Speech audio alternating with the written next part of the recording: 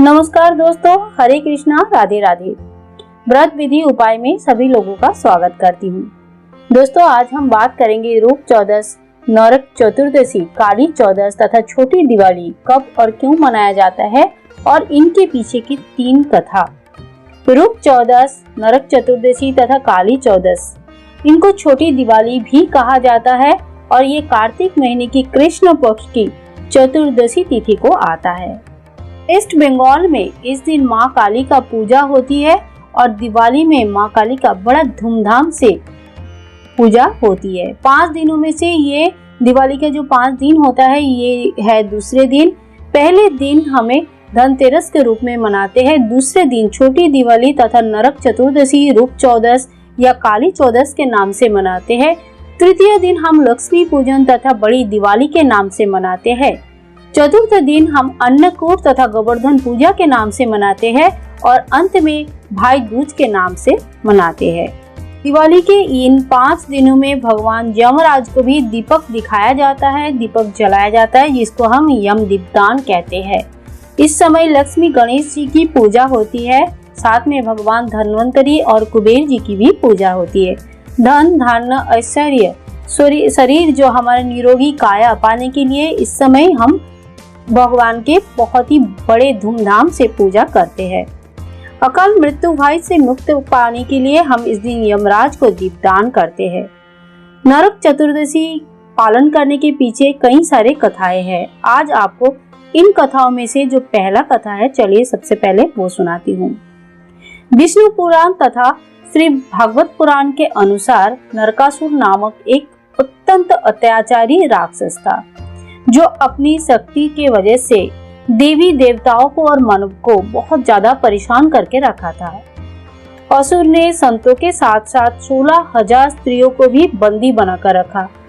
उसके अत्याचार से सब लोग बहुत ज्यादा परेशान हो गए। देवी देवता, ऋषि मुनि सभी लोग परेशान होके श्री कृष्ण भगवान के शरण में आए और कहा, हे भगवान, हमें नरकासुर का जो अत्याचार है इनसे मुक्ति दे, नरकासुर का अंत करे, पृथ्वी से इनका पाप कम करे। भगवान श्री कृष्ण ने नरकासुर से मुक्ति दिलाने का आश्वासन दिया, पर नरकासुर का एक स्त्री के हाथों ही मरने का श्राप था। इसीलिए भगवान श्री कृष्ण ने अपनी पत्नी सत्यभामा को सारथी बनाए और उनकी सहायता से नरकासुर का वध किया। जिस दिन नरकासुर का अंत हुआ, उस दिन कार्तिक मास के कृष्ण पक्ष के चतुर्दशी तिथि थी। इसीलिए इस चतुर्दशी तिथि का नाम नरक चतुर्दशी भी पड़ा है। नरकासुर के वध होने के बाद श्री कृष्ण ने कन्याओं के बंधन मुक्त किए और सारे मुनि, ऋषि, संतों को भी बंधन मुक्त किए। मुक्ति के बाद कन्याओं ने भगवान श्री कृष्ण से गुहार लगाए कि समाज में अब उन्हें कोई स्वीकार नहीं करेंगे, उनके कोई मान सम्मान नहीं रहेगा, इसके कोई उपाय निकाला जाए। इसीलिए आप कोई ऐसे उपाय निकालो भगवान कि हमारा मान सम्मान वापस आ जाए। ऐसे गुहार लगाते हुए 16,000 स्त्रियां श्री कृष्ण के चरणों में शरण लिए।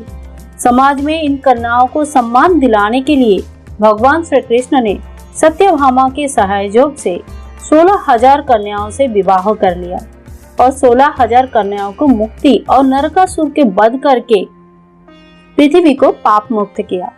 इसी उपलक्ष्य में इस दिन घर घर में दीपदान की परंपरा शुरू हुई और इस दिन को नरक चतुर्दशी के नाम से जाना गया। नरक चतुर्दशी तथा छोटी दिवाली के साथ जुड़े हुए दूसरी कहानी अभी आप सभी लोगों को मैं सुनाती हूँ। रंती देव नामक एक राजा, जो कि बड़े ही पुण्यात्मा और धर्मात्मा थे। उन्होंने अनजाने में भी कोई पाप कभी नहीं किया था, लेकिन जब मृत्यु का समय आया तो उनके समक्ष यमदूत खड़े थे। यमदूत को सामने खड़े देख अचंभित हो गए और बोले कि मैंने तो कभी कोई पाप नहीं किया था, तो फिर आप लोग मुझे लेने क्यों आए हो? क्योंकि आपका यहाँ आने का मतलब यही है कि मुझे नरक जाना होगा। आप मुझ पर कृपा करें और मुझे बताएं कि मेरे किस अपराध के कारण मुझे नरक जाना पड़ेगा। यह सुनकर यमदूत ने कहा, हे राजन, एक बार आपके द्वार से एक ब्राह्मण भूखा लट गया था वही पाप कर्म हुआ था जिसका फल यही है कि आपको अभी नरक जाना पड़ेगा। इसके बाद राजा ने यमदूत से 1 बरस का समय मांगा। तब यमदूतों ने राजा को 1 बरस का समय दे दी। राजा ने अपनी परेशानी लेकर ऋषियों के पास पहुंचे और उन्हें अपनी सारी कहानी सुनाकर उससे पाप मुक्त के उपाय पूछे। तब ऋषियों ने उन्हें बताया कि कार्तिक मास की कृष्ण पक्ष की चतुर्दशी तिथि को व्रत करो और ब्राह्मणों को भोजन करवाकर अपनी पापों से मुक्ति पाओ।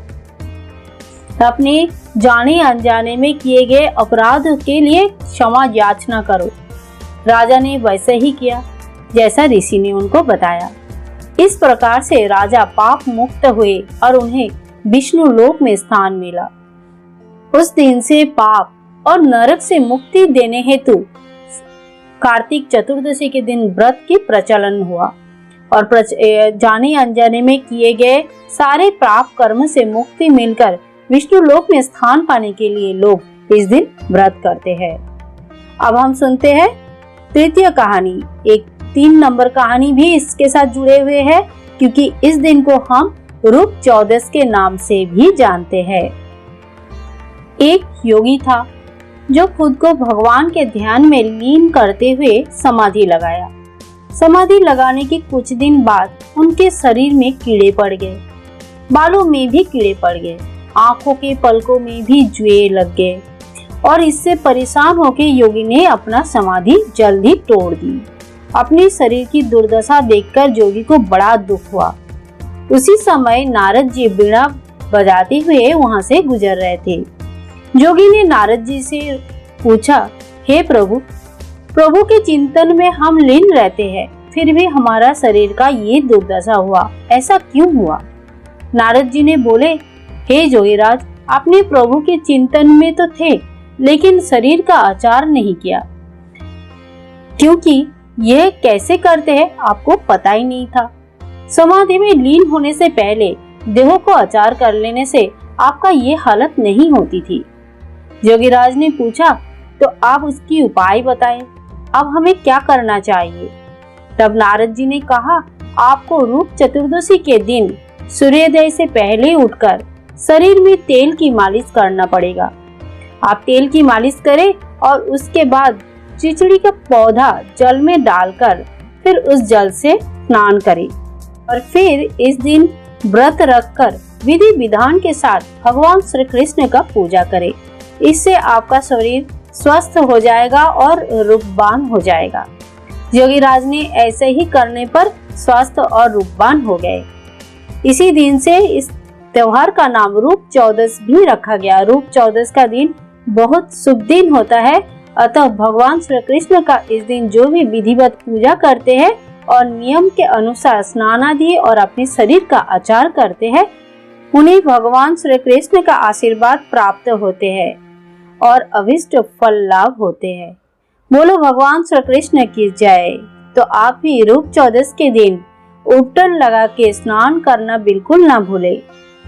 वीडियो को ज्यादा से ज्यादा लोगों के साथ शेयर करें, मम्मी पापा भाई बहन के साथ शेयर करें, लाइक करें, कमेंट करें और चैनल को सब्सक्राइब करना बिल्कुल ना भूले। मिलते हैं कोई नया वीडियो में, तब तक के लिए हैप्पी दिवाली फ्रॉम व्रत विधि उपाय।